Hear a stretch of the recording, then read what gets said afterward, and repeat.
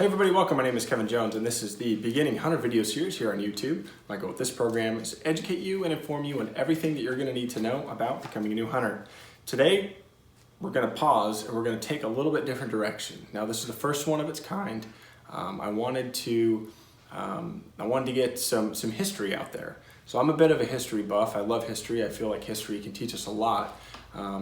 And so I listen to a lot of history podcasts, listen to and read a bunch of history books, and I started to think about how some of the gear that we take for granted today was actually created in the beginning. Since this is the beginning hunter, I wanted to get to the beginning of how some of these companies that we all know and love, how they actually started.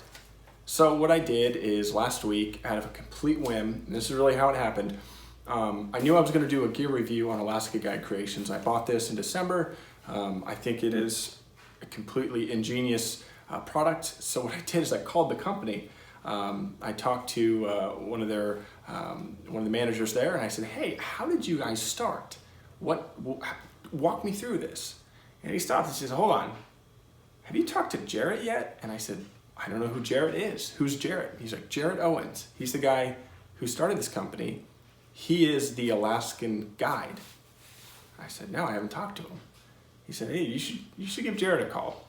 He'll fill you in." So at lunch during when I was at work at lunch, I decided to call Jaret, and I feel that he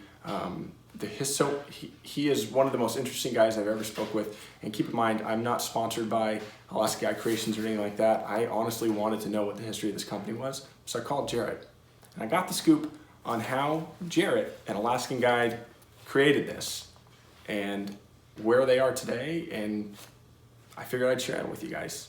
So, if you'd like, here we go. Jaret Owens was a normal guy growing up, and he always recalls going hunting with his dad and his dad shooting some big bucks. So I think like a lot of people that get into the hunting heritage, he started young, and that's all he wanted to do. He really just wanted to hunt, and that was it. That's all he wanted to do. But through some guidance from his father and other people, he figured out that, hey, I might need to learn something else other than hunting and try to take on a different career for a living. So he went into it. He started working for the Forest Service as a firefighter over in California. He worked there for a few years. During that line of work, he met some guides that worked on an island in California. So what's a guy who loves hunting, what does he do? He tries to become a guide in California on this island. So he does. So he works on this island. He was guiding for several years from 1970 to 1974. His brother went up to guide in Alaska. So what's a guide in California want to do? Well, he wants to go to Alaska with his brother. So he does. So he goes to Alaska for a visit. He lands a job in 1974 as a guide. He becomes the Alaskan guide in 1974.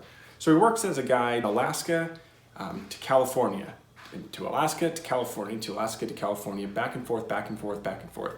He eventually realized that binoculars are some of the most expensive and valuable pieces of gear that you own. And he wanted to do something to protect them. He didn't want to just continue to let them out in the elements because he knew how fast he was going through them. So what he did one day up in Alaska is he sewed up a leather pouch and he put some pockets in it. And he started wearing this leather pouch with pockets in it around his neck, and he started guiding hunters. So what do hunters do? They're all like, "Oh, hey, Jaret, that's a cool little thing. Where'd you get that?" And he says, "Oh, I made it." And they said, "Well, how can we get a set?" And he says, "Well, I don't really maybe I can work on that." So he does. Jaret cracked out about 30 or 40 of them, and everybody wanted them because it was ingenious.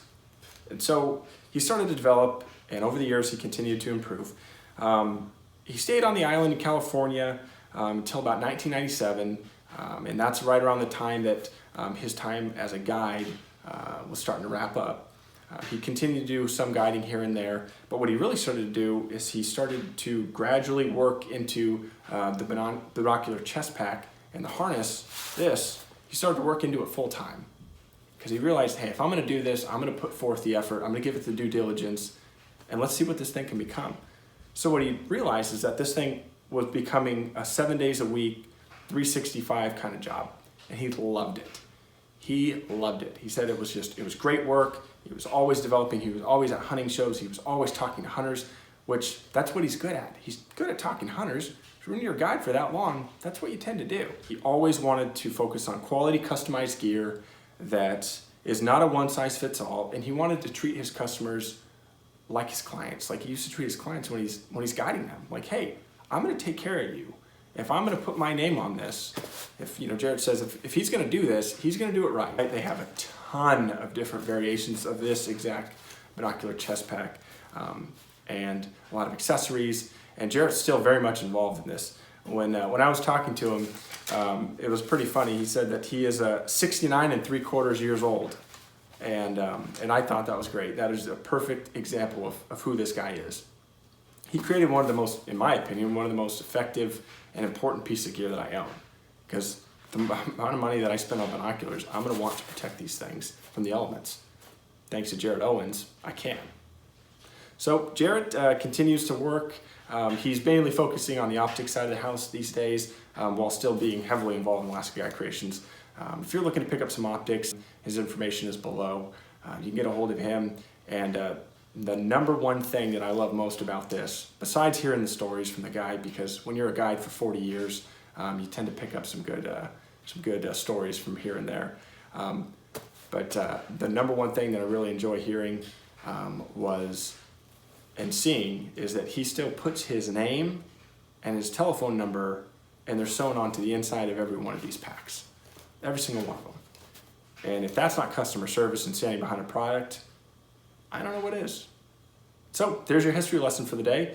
Hopefully you guys enjoy this. This is a little bit of a different approach to the channel that I usually take. If you enjoyed this, give me some feedback. If it was what you enjoyed, if you want to hear some more of these, leave me a comment. If this is extra good, I'm planning on doing some more of these in the future. You can hit the subscribe button and you'll get all of them. So, all right guys, again, my name is Kevin Jones and this is the Beginning Hunter Video Series here on YouTube. We'll see you next time. Thanks.